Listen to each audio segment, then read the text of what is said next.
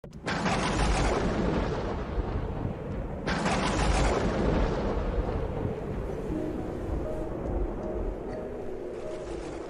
Seigneur soit avec vous. Et avec votre esprit. Évangile de Jésus-Christ selon saint Luc. Gloire à toi, Seigneur. En ce temps-là, lorsque Jésus fit près de Jérusalem, voyant la ville, il pleura sur elle en disant: « Ah, si toi aussi tu avais reconnu en ce jour ce qui donne la paix, mais maintenant cela est resté caché à tes yeux. Oui, viendront pour toi des jours où tes ennemis construiront des ouvrages de siège contre toi, t'encercleront et te presseront de tous côtés. Ils t'anéantiront, toi et tes enfants qui sont chez toi, et ils ne laisseront pas chez toi pierre sur pierre, parce que tu n'as pas reconnu le moment où Dieu te visitait. » Acclamons la parole de Dieu. Louange à toi, Seigneur Jésus. Ces paroles prophétiques de Jésus se sont accomplies. Moins de 40 ans après la mort et la résurrection de notre Seigneur, c'est-à-dire à partir du moment où ces paroles ont été prononcées, une rébellion des Juifs contre les Romains a éclaté.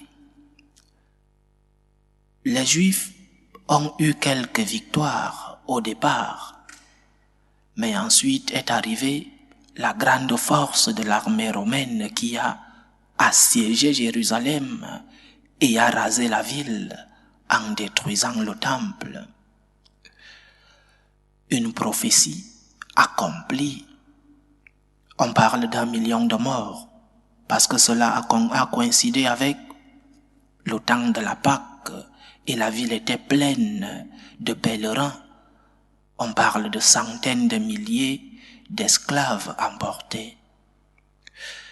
Flavius Joseph, l'historien juif qui a été témoin et qui est intervenu dans cette catastrophe, est celui qui a raconté cette histoire et qui nous donne donc l'authenticité de cette prophétie accomplie de notre Seigneur. Le Seigneur a annoncé la destruction de Jérusalem 40 ans avant. Jésus l'a annoncé. Il savait ce qui allait se passer. Il aimait Jérusalem. Il a pleuré sur Jérusalem. Mais le Seigneur n'a pas seulement aimé Jérusalem. Il aimait chaque personne qui s'y trouvait, c'est-à-dire, il aime chacun d'entre nous. Nous qui sommes, ou alors, nous qui devrions être des temples de l'Esprit Saint.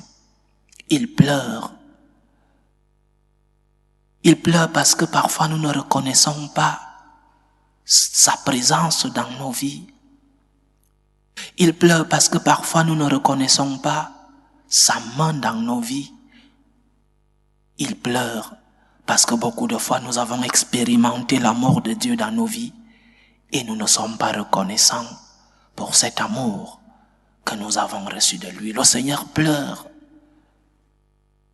Il pleure parce que tant de fois il t'a montré la lumière et tu n'as pas accepté de cheminer avec lui. Il pleure parce que beaucoup de fois il t'a donné tant d'opportunités de conversion et tu n'as pas voulu accepter la main tendue du Seigneur. Il pleure parce qu'il t'a rempli de ses grâces. Mais parfois tu continues de te plaindre, Le Seigneur pleure. Voyant la ville, il pleura sur elle. Il a pleuré sur Jérusalem. Il continue de pleurer pour chacun d'entre nous. Qu'est-ce que tu as fait des dons de Dieu? Qu'est-ce que tu as fait de la présence de Dieu dans ta vie? Qu'est-ce que tu as fait de ces grands cadeaux que le Seigneur t'a donnés? Le don de la foi, qu'est-ce que tu en fais? Est-ce que tu vis en cohérence avec ce que ta foi t'enseigne? Le Seigneur pleure. Il pleure pour chacun d'entre nous, pour tant d'opportunités qu'il nous a données, des opportunités de conversion, mais aussi des opportunités de demande de pardon. Tant de fois que le Seigneur t'a montré le chemin de la lumière. Jésus veut notre salut.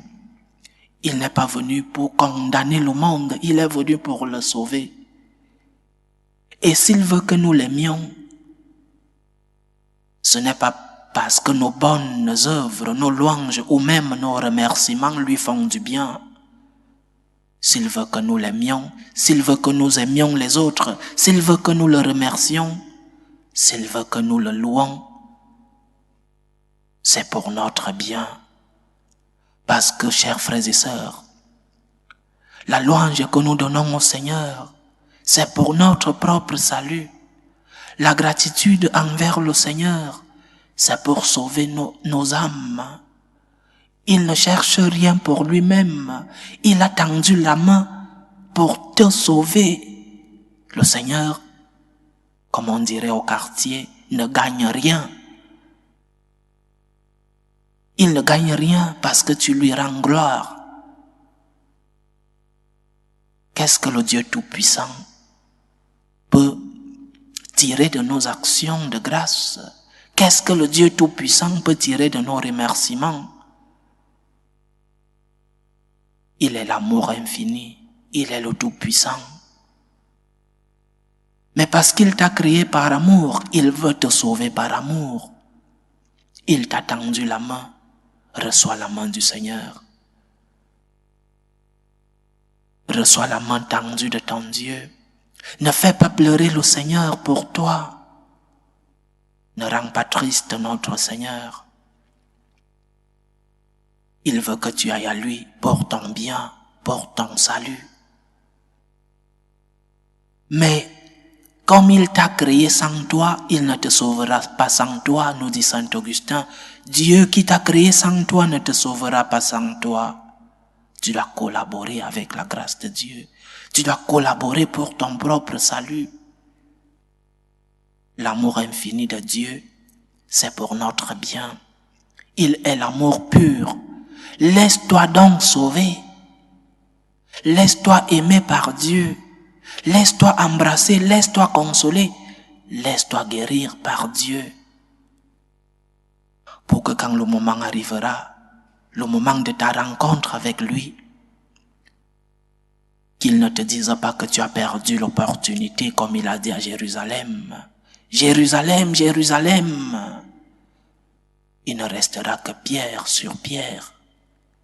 Laisse-toi consoler par le Seigneur. Laisse que l'amour de Dieu envahisse ton cœur. Laisse-toi embrasser par l'amour de Dieu. Ouvre ton cœur à l'amour infini. Ne perds pas cette opportunité. Qui sait si elle ne reviendra pas? Laisse-toi entourer de Dieu. Laisse-toi consoler, laisse-toi guérir. Guérir spirituellement, mais aussi guérir physiquement. Abandonne-toi en Dieu.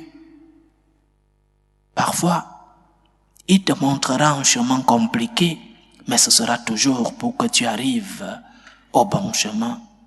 Parfois, tu ne comprendras pas ses plans dans ta vie.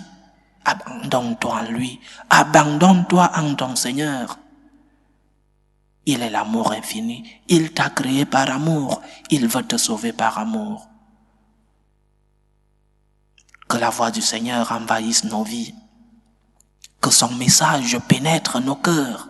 Que sa guérison nous atteigne.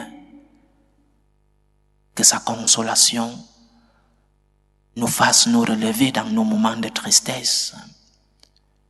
Il ne nous demande qu'une chose, d'ouvrir nos cœurs. Ouvre ton cœur à Dieu.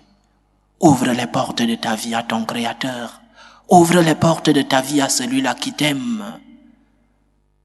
Pour qu'il puisse te consoler, pour qu'il puisse te guérir.